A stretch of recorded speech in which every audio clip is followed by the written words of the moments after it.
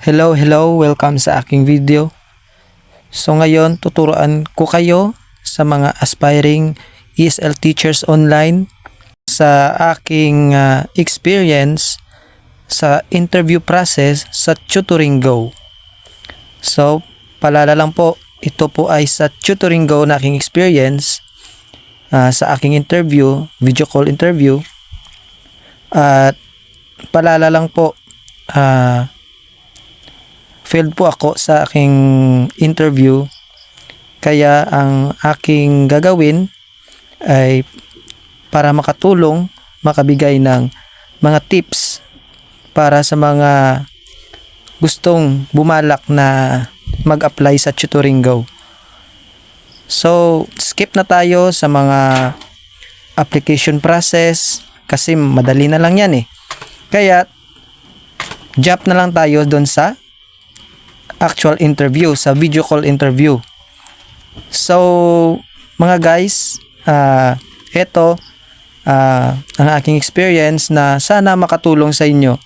At hindi ko po balak na magdamot. So, para sa kapakanan ng lahat, ito na gumawa ko ng tutorial video para sa ating mga aspiring na maging ESL teacher sa Tutoring Go. So, ang Tutoring Go po ay audio-based.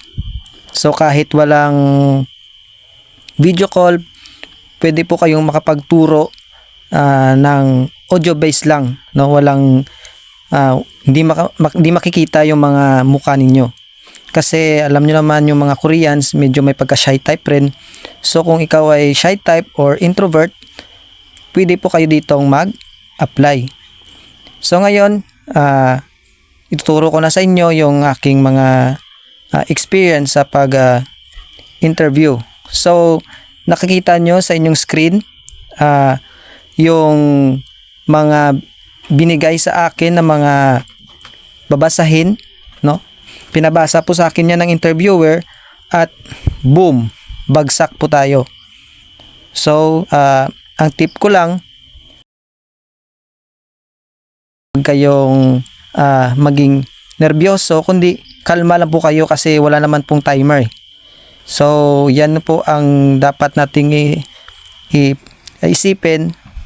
Tapos, huwag nyo pong i-overlook yung mga words at mga paragraphs kasi dyan po tayo magtatagilid, mga kaibigan. So, ang nakita po ninyo dyan ay mga heteronyms at homonyms.